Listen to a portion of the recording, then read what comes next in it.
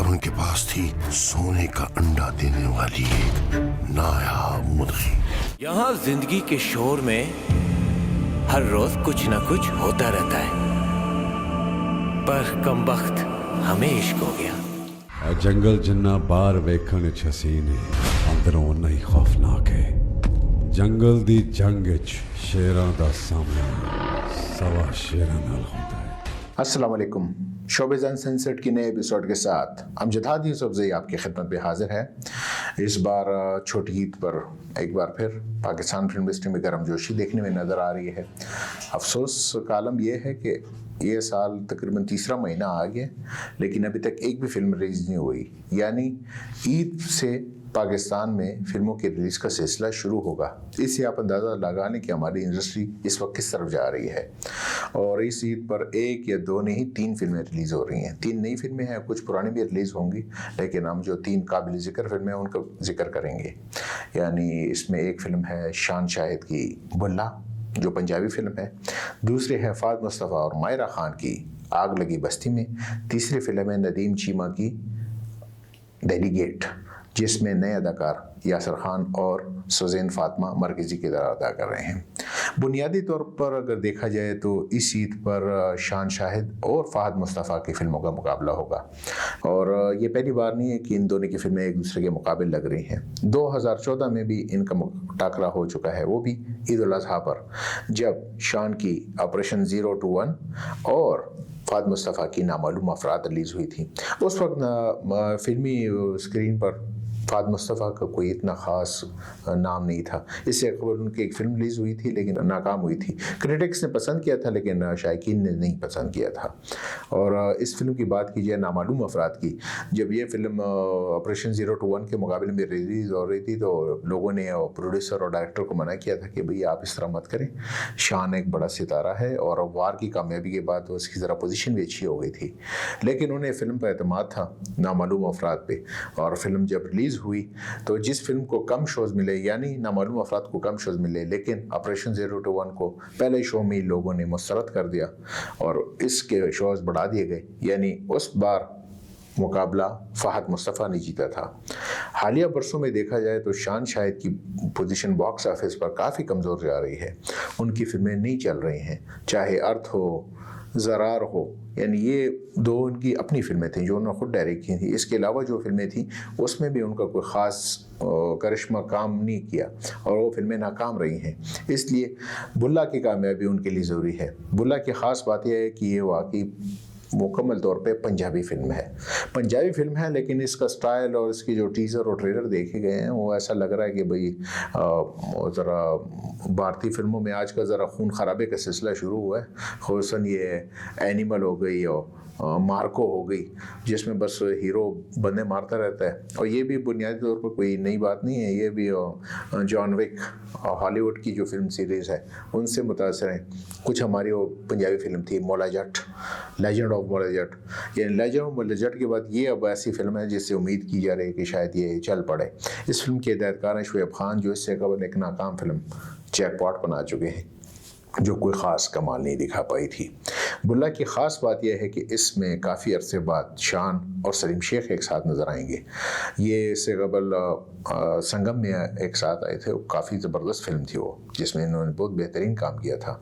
और लेकिन इस बार ये कि सलीम शेख विलन के रूप में नज़र आ रहे हैं, उनका लुक भी अच्छा है। उम्मीद है कि ये लुक को, ये टाकरा लोग पसंद करेंगे। फिल्म की दीगर कास्ट में है सारा लोरेन, जो पहले मोनालिसा थी लेकिन अब सारा लोरेन हो गई हैं, नईमा भट्ट हैं, अदनान भट्ट हैं। ये कास्ट है फिल्म में।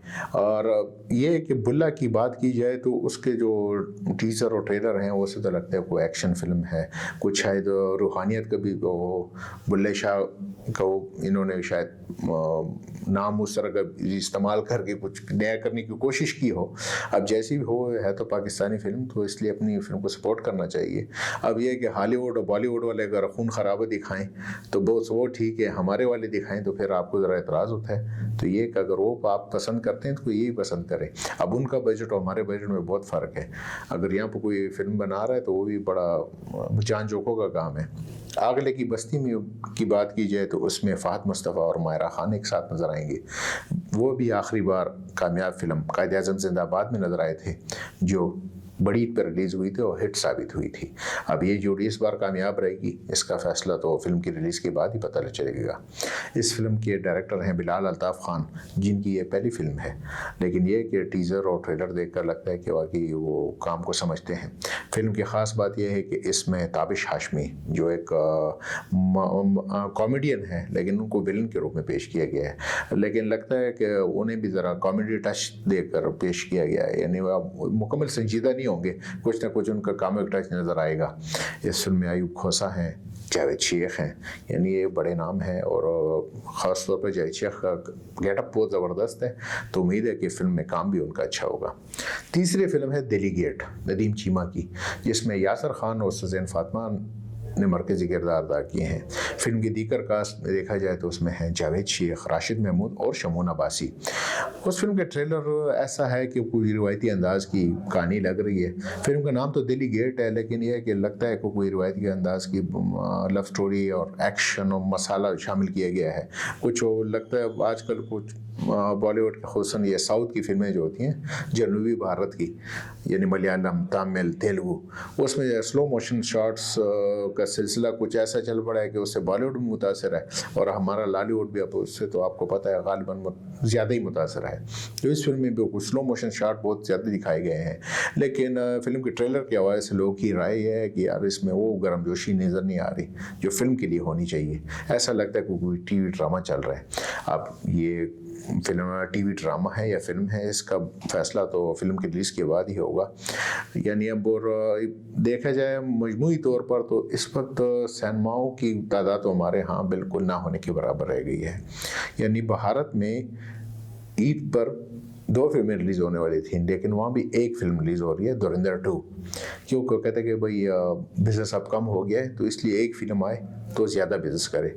जबकि हमारे यहाँ ये है कि अब ईद पर ही बस फिल्में रिलीज़ करने का एक सिलसिला काफ़ी बरसों से चल रहा है, जिसकी वजह से इंडस्ट्री को भी नुकसान होता है। चाहिए तो ये कि भाई ये वक्फे से फिल्में रिलीज़ करें तो सिनेमा घरों में भी काम होता रहेगा, वहाँ यानी नई फिल्में रिलीज़ होंगी तो सिनेमा चलेंगे ना। अब एक ही वक्त पे आप 3-3 फिल्में रिलीज़ कर रहे हैं तो आवाम के लिए क्या चॉइस रह जाएगी?